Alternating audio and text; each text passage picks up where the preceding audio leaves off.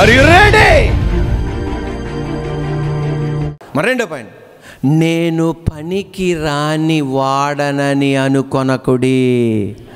మన రెండో పాయింట్, నేను పనికి రాని వాడనని అనుకొనకుడి. నేను పనికి రానివాడిని దేవా అనుకోకండి. వారితో నీతో పోల్చుకొని నేను పనికి రాని వాడిని అనుకోకండి. నీ ఫ్రెండ్స్ నీ జీవితాన్ని పోల్చుకొని నేను పనికి రాని వాడిని అనుకోకండి. నీ బంధువులను నీ జీవితాన్ని పోల్చుకొని నేను పనికి రాని వాడిని, పనికి రాని దాన్ని అనుకోకండి. బాధపడింది చాలు, లెమ్ము, తేజరిల్లెము, వెలుగు నీ మీద వచ్చి ఉన్నది. ఇశ్రాయేలు ప్రజలు బబిలోను దేశం నుండి బయటకు వచ్చారు. అబ్బా, అక్కడ పరిస్థితి చూడు, ఎక్కడ పరిస్థితి చూడు, అక్కడ ఆహారం చూడు, ఎక్కడ ఆహారం చూడు, అక్కడ పరిస్థితి చూడు, ఎక్కడ పరిస్థితి చూడు. దేవాదేవుడు అనేది నేను పనికిరానోడిని, నేను పనికిరాని దాన్ని అనకండి. లెమ్ము, తేజరిల్లెము, బాధపడింది చాలు. అవును, మీ దగ్గర లెజిటిమేట్ రీజన్స్ ఉన్నాయి, అంటే చట్టబద్ధమైన కారణాలు ఉన్నాయి, న్యాయపరమైన కారణాలు ఉన్నాయి. ఎలా లెగిసి ప్రకాశించమంటావయ్యా? డబ్బులు లేవు. ఎలా ప్రకాశించమంటావయ్యా? అధికారం లేదు. ఎలా ప్రకాశించమంటావయ్యా? ఉన్న ఇళ్ళని కూలిపోయినాయి. ఎలా ప్రకాశించమంటావయ్యా? మందిరం కూలిపోయి ఉంది. ఎలా ప్రకాశించమంటావయ్యా? పంట లేదు. ఎలా ప్రకాశించమంటావయ్యా? శత్రువులు భూమిని ఆక్రమించేశారు. లెజిటిమేట్ రీజన్స్ ఉన్నాయి. ఈరోజు నీ జీవితంలో కూడా చట్టబద్ధమైన కారణాలు ఉన్నాయి, న్యాయపరమైన కారణాలు ఉన్నాయి. నా జీవితం సరిపోవట్లేదు, ఎలా ప్రకాశించమంటావయ్యా? ఇంట్లో భార్య ద్వారా సపోర్ట్ లేదు, ఇంట్లో భర్త ద్వారా సపోర్ట్ లేదు, తల్లిదండ్రుల ద్వారా సపోర్ట్ లేదు, అన్నయ్య దగ్గర నుండి సపోర్ట్ లేదు, అక్కయ్య దగ్గర నుండి సపోర్ట్ లేదు. ఎలాగ ప్రకాశించమంటావయ్యా? ఇన్ని బాధల్లో ఉండగా ఎలా ప్రకాశించమంటావు? చట్టబద్ధమైన కారణాలు నీ దగ్గర ఉన్నాయి, న్యాయపరమైన కారణాలు ఉన్నాయి. అయినా దేవుడు అనేది నేను నీతో ఉన్నా, బాధపడింది చాలు, బాధపడించాలి. ఒకవేళ నేను చెప్పింది మీ జీవితంలో వేరే కోణంలో ఉండొచ్చు, ఆ కోణంలో కూడా నీతో మాట్లాడుతున్నాడు. You have so many legitimate reasons. నీ దగ్గర ఎన్నో చట్టబద్ధమైన న్యాయపరమైన కారణాలు ఉన్నాయి నువ్వు లేచి నిలబడి ప్రకాశించకుండా ఉండడానికి. బైబిల్ గ్రంథములో 2వ రాజుల గ్రంథం 5వ అధ్యాయములో నైమాను గురించి మనకు తెలియపరచబడుతుంది. నైమాన్ అన్న సైన్యాధిపతి భయంకరమైన కుష్టి రోగం. వాళ్ళ ఇంటిలో ఒక బాలిక ఉంది. ఆ బాలిక సిరియా దేశస్తురాలు కాదు. ఆమె ఎవరు తెలుసా? యెరూషలేములో నుండి యోదయ ప్రాంతం నుండి బానిసగా తీసుకొచ్చారు. ఎవరిని? ఈ బాలికని. ఆ బాలికకు ఎన్నో లెజిటిమేట్ రీజన్స్ ఉన్నాయి, చట్టబద్ధమైన కారణాలు ఉన్నాయి, న్యాయపరమైన కారణాలు ఉన్నాయి ప్రకాశించకుండా ఉండడానికి. మా అమ్మ నాతో ఉందా? ప్రార్థన చేస్తే నాకు వచ్చిందేంటి? ప్రార్థన చేస్తే నాకు వచ్చిందేంటి? మందిరం నుండి దూరం అయిపోయా, పాస్టర్ల నుండి దూరం అయిపోయా, ప్రవక్తల నుండి నేను దూరం అయిపోయా. నాకేం న్యాయం జరిగింది? నా ముఖానికి ఒక పెళ్లి జరిగిందా? నా ముఖాన్ని పట్టించుకునేవాడు ఎవడన్నా ఉన్నాడా? నేను అన్న వ్యక్తి బతికున్నాలని ఎవరికన్నా తెలుసా? నేను ఇలా ఉన్నానని ఎవరికన్నా తెలుసా? చట్టబద్ధమైన కారణాలు ఉన్నాయి ప్రకాశించకుండా ఉండడానికి, న్యాయపరమైన కారణాలు ఉన్నాయి ప్రకాశించకుండా దద్దమలాగుండి ఆమె తలంతులు వరాలు వాడుకోకుండా. కానీ కరెక్ట్ టైంలో తన యజమానికి కుష్టి రోగం అనగానే లేచింది. మా దేశములో ఒక ప్రవక్త ఉన్నాడు, ఆ దేవునికి ప్రార్థన చేయగా నీకు స్వస్థత కలుగుతుంది. లేచింది, ప్రకాశించింది. ఈరోజు నీ బతుకులో కూడా చట్టబద్ధమైన కారణాలు ఉన్నాయి, న్యాయపరమైన కారణాలు ఉన్నాయి. నీ పరిధిలో నువ్వు ప్రకాశించు. ఇప్పుడు ఆమెననాలి, నీ ఇంటిలో ప్రకాశించు, నీ కొలీగ్స్ మధ్య నువ్వు ప్రకాశించు, నీ స్నేహితుల మధ్య నువ్వు ప్రకాశించు, నీ బంధువుల మధ్య నువ్వు ప్రకాశించు. నిన్ను ఎక్కడ ఏర్పాటు చేశాడు అక్కడ ప్రకాశించు. ఇంటి పక్కన అద్దెకున్నారే వాళ్ళ మధ్యలో ప్రకాశించు. నీ కాలనీలో ఉన్నారే ప్రకాశించు. అపార్ట్మెంట్లో నువ్వు ప్రకాశించు. వెలుగు ఎక్కడుందో అక్కడికి అన్నీ వచ్చేస్తాయి. ఒక విషయం అండి, నేమ్లెస్ గర్ల్, పేరు లేని బాలిక, ఇంత త్యాగం చేసిన ఆమె, పరిశుద్ధాత్మ దేవుడు ఆమె పేరు రాయొచ్చు కదండి. పేరు లేని బాలిక. యెరూషలేములో ఆమె గురించి పట్టించుకోరు, యోదయ ప్రాంతంలో ఆమె గురించి పట్టించుకోరు, ఇశ్రాయేల్ దేశంలో ఆమె గురించి పట్టించుకోరు, సిరియాలో ఈమె ఎవరి గురించి పట్టించుకోరు. ఇంత త్యాగం చేసిన నా పేరు కూడా బయటికి రాకుండా చేశాడు దేవుడు. నో, నువ్వు ఇతరుల్ని ప్రభావితం చేయాలి అనుకుంటే 10 మందికి తెలవబడిన వ్యక్తి అయి ఉండక్కర్లా, నీ పేరు పట్టణానికి తెలబడి ఉండక్కర్లా, రాష్ట్రానికి ప్రపంచానికి తెలియబడి ఉండక్కర్లా. నీ పేరు ఎవరికి తెలవకపోయినా కొన్ని కుటుంబాలలో నువ్వు వెలుగివ్వగలవు, కొన్ని కుటుంబాలను బతికించగలవు. హల్లెలూయా. ప్రకాశించింది. ఈ రోజున నువ్వు ప్రకాశించాలి. బాధపడింది, మీ గుండె మీద చెయ్యేసి ఇంట్లో ఉన్న వాళ్ళందరూ చెప్పండి, ప్రాణమా మనసా బాధపడింది, చాలు, లెమ్ము తేజరిల్లుము, వెలుగు నీ మీద వచ్చి ఉన్నది. నువ్వు ప్రకాశించకుండా ఉండడానికి లెజిటిమేట్ రీజన్స్ ఉన్నాయి. ఎన్నెన్నో న్యాయబద్ధమైన, చట్టబద్ధమైన, న్యాయపరమైన కారణాలు ఉన్నాయి. మా ఇంట్లో ఏం చేశాడు, నా కుటుంబంలో ఏం చేశాడు, ప్రార్థన చేసినాక ఏమొచ్చింది, నా పిల్లలకి ఏం జరిగింది, ఎస్, ఎన్నో కారణాలు ఉన్నాయి. పక్కకు పెట్టాయి, లే.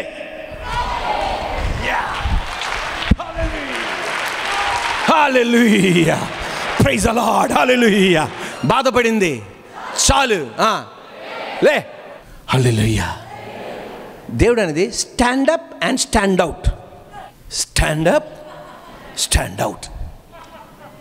అందరు స్టాండప్లో ఉంటారు, స్టాండ్ అవుట్ ఉండరు. స్టాండ్ అప్ అవ్వాలి, స్టాండ్ అవుట్ అవ్వాలి.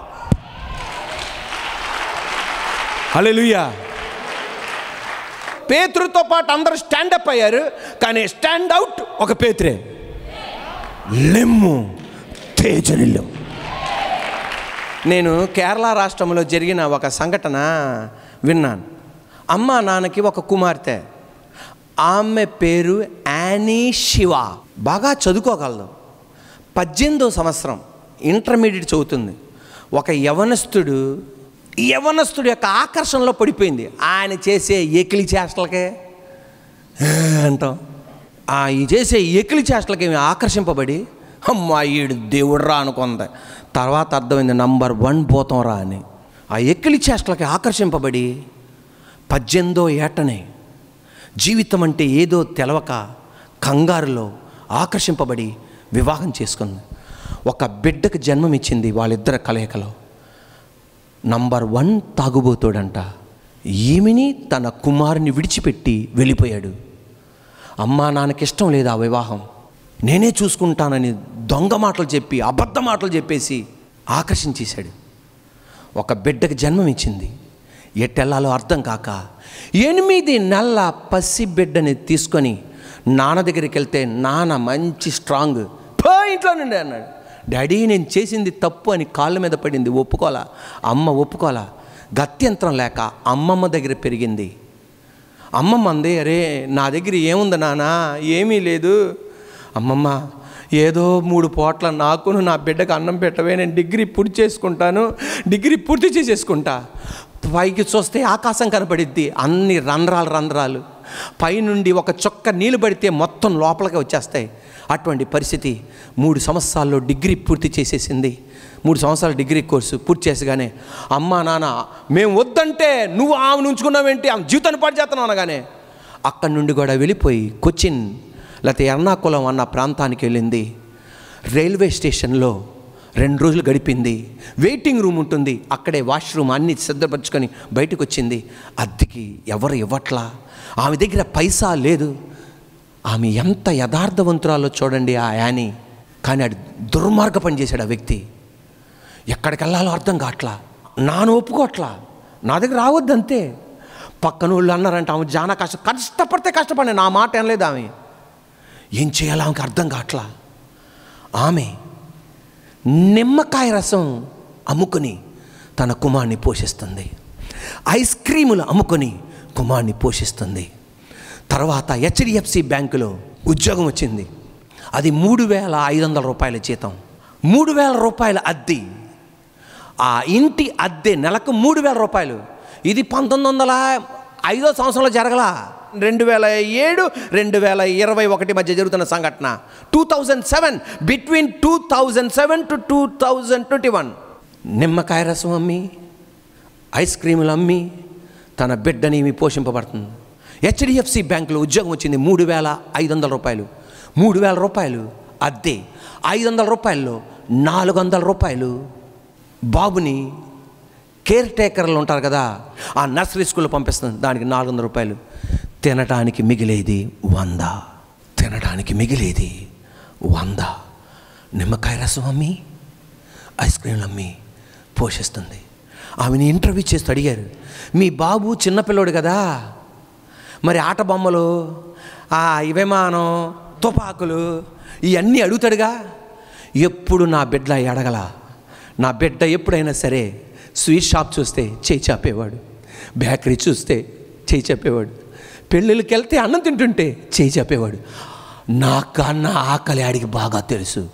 పనికిరాని దాన్ని, పాపిష్టి దాన్ని, నేను తీసుకున్న తప్పుడు నిర్ణయానికి నా బిడ్డ నాశనం అయిపోతున్నాడు అని చెప్పి ఎగిరి దూకి చచ్చిపోవాలా. ఒక రోజున తన దూర బంధు దగ్గరికి వెళ్ళింది. వెళ్ళి అడిగింది, అంకుల్ నాకు బతకడానికి ఏదన్నా మార్గం చూపెట్టరా, జీతం సరిపోట్లా. అంకుల్ నాకు బతకడానికి ఏదన్నా నాకు మార్గం చూపెట్టరా, జీతం సరిపోట్లా. నేను పాపిష్టి కార్యాలు చేయలేను, నా బిడ్డని పెంచాలి, నా జీతం సరిపోట్లా.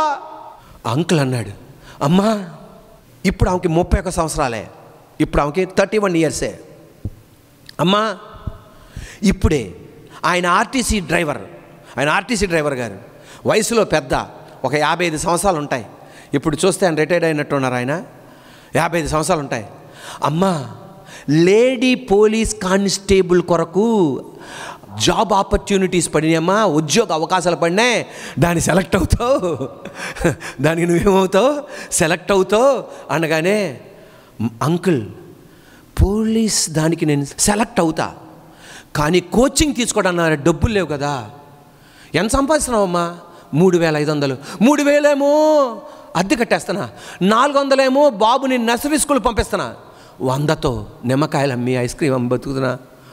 అమ్మా HDFC బ్యాంక్లో పగలు చేయి, నెలకు 2,000 కట్టాలి ఆ కోచింగ్ సెంటర్లో, నేను కడతా, నువ్వు వెళ్ళి 3 నెలల కోచింగ్ తీసుకోమ్మా. థ్యాంక్ యూ అంకుల్, అది చాలు. ఆమె మీరు చూడండి, ఆమె చూస్తే ఎలా ఉంటుందో తెలుసా? అమ్మాయి ఎలాగ ఉండదు, అబ్బాయి ఎలాగ ఉంటుంది. అలా మార్చేసుకుంది క్రాఫ్ గ్రీఫ్ అంతా. ఎందుకంటే అమ్మాయిలాగా ఉంటే కనుక ఏడిపిస్తారని చెప్పి అబ్బాయిలాగా మార్చేసుకుంది మొత్తం. అంటే ఎయిర్ క్రాఫ్ట్ మాత్రం ఆమె మాత్రం లేడీయే, ఆమె స్త్రీయే. పోలీస్ కానిస్టేబుల్ కోచింగ్కి వెళ్ళింది, దేవుని కృప యాడ్ అయింది, పోలీస్ కానిస్టేబుల్కి సెలెక్ట్ అయిపోయింది. ఎస్ఐ కోచింగ్లకి ప్రిపేర్ అయింది, ఎస్ఐగా సెలెక్ట్ అయిపోయింది. ఏ వీధిలో అయితే, ఎర్నాకుళం దగ్గర ఒక ప్రాంతం ఉంది, ఆ ప్రాంతంలో ఏ వీధిలో అయితే నిమ్మకాయ రసం అమ్మిందో, ఏ వీధిలో అయితే ఐస్ క్రీమ్ అమ్మిందో, అదే పోలీస్ స్టేషన్కి ఎస్ఐగా మారింది. ఆమె జీపు దిగి బయటకు వస్తుండగా 100 మంది సెల్యూట్ చేస్తున్నారు. ఒక్క ఆమె నిర్ణయించుకుంది, ఆమేన్ హల్లెలూయా. లెజిటిమేట్ రీజన్స్ ఉన్నాయి, చట్టబద్ధమైన న్యాయపరమైన కారణాలు ఉన్నాయి. నాన్న సపోర్ట్ లేదు, అమ్మ సపోర్ట్ లేదు, భర్త విడిచిపెట్టేశాడు, ఎవరు ఇంకోసం లేరు, చచ్చిపోవడానికి, ఆత్మహత్య చేసుకోవడానికి, మోసపూరితమైన కార్యాలు చేయడానికి, పాపిష్టి కార్యాలు చేయడానికి, దేవునికి వ్యతిరేకమైన కార్యాలు చేయడానికి అన్ని కారణాలు ఉన్నాయి. కానీ అనుకుంది, నేను పాపిష్టి పని చేయను, ఆత్మహత్య చేసుకోను, నేను లెగుస్తా, ప్రకాశిస్తా, లెమ్ము తేజరిల్లుము, రైజ్ అండ్ షైన్, నేను ప్రకాశిస్తా. లేచింది, దేవుడి కృప, ఎస్ఐగా మారింది. చూడండి ఆమె photo. Praise the lord. Annie 31 సంవత్సరాల ఈ సహోదరికి యానీ శివ, ఆమెకి అవార్డు ఇస్తున్నారు, ఆమె ఎస్ఐగా ఆమెకి సన్మానిస్తున్నారు.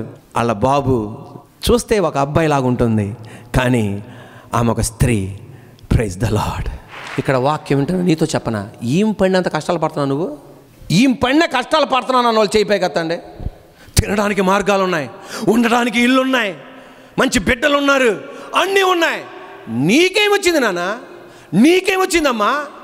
చచ్చిపోవడానికి, ప్రకాశించకుండా ఉండడానికి నీకేమొచ్చింది?